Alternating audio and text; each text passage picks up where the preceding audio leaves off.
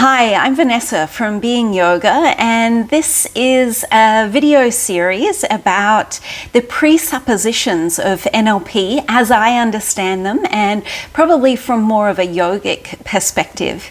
So the idea is that it will be a challenge every day that or with every video there's a question to ponder and something to take this into your life so that you can understand the presuppositions.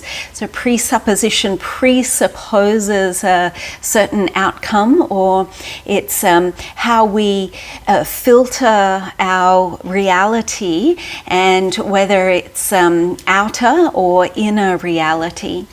So they're pretty fascinating, and there's an easy acronym that I use. Not sure where it came from, sorry, but props to them. Respect your world, and the your is just you are, so respect your world. And so each letter then has some presupposition easily remembered to it. So really, these are more of a therapeutic or a coaching model, and it's working with other people. However, we as yogis really enjoy this self-study and self-reflection, so they work just as beautifully on ourselves as well. So respect your world. I'm just taking the world part first, and because some of them are more in this interaction of client and facilitator, this one, world, we're going to be able to really tailor it to your inner experience.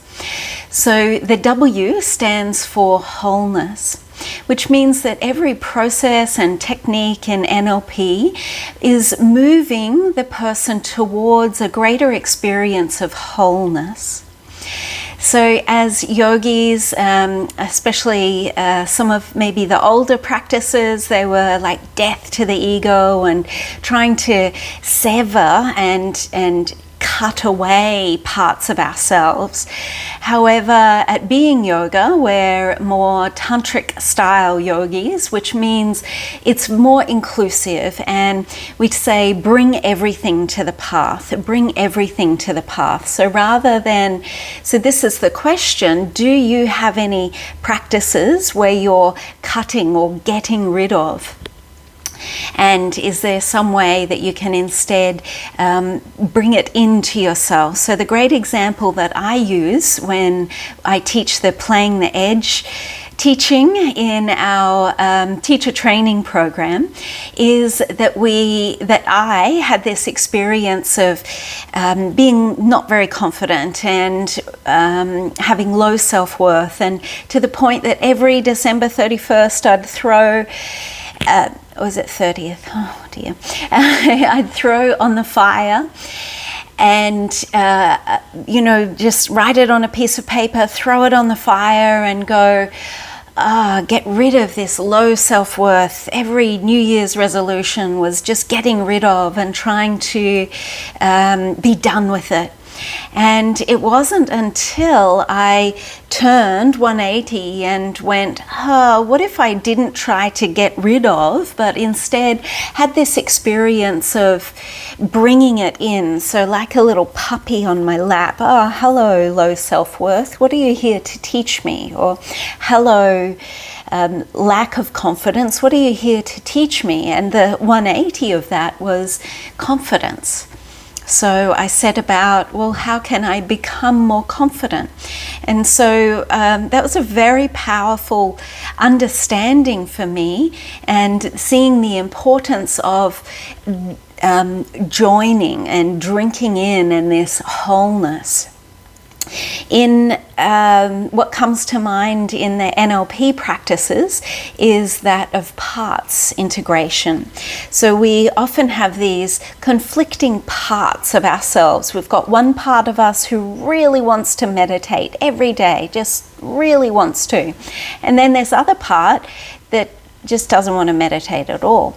I'm sure you can relate. So we've got these conflicting parts, but what's very interesting is more often than not, there is a positive intent behind these separate parts. And as we go into it further, that there is, they are actually exactly the same. They want the same thing. They want the same positive outcome for us. Isn't it mind-blowing?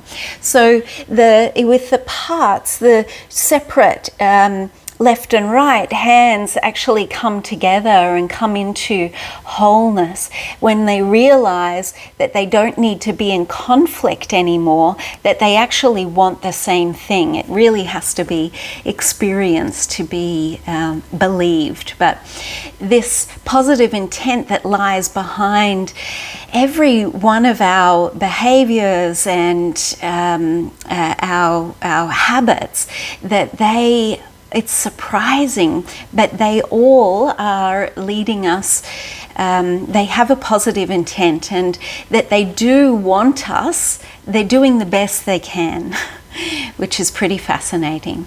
NLP just might give us another perspective on it. So looking from different angles at this increasing wholeness and increasing choice.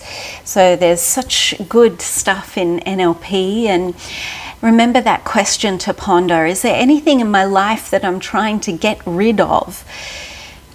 Anything in my life that I'm running away from or in conflict?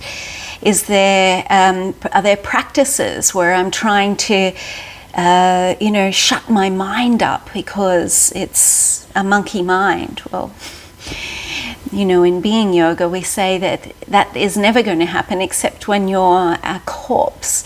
And so how can we actually work with rather than against? So this increasing wholeness. Remember, respect your world. And whether you do this for a day, for a week, for a month, to ponder it, just spend some time reflecting. I hope you enjoyed that. Returning yourself to wholeness. As yogis, we know that's very familiar. Yoking, that union.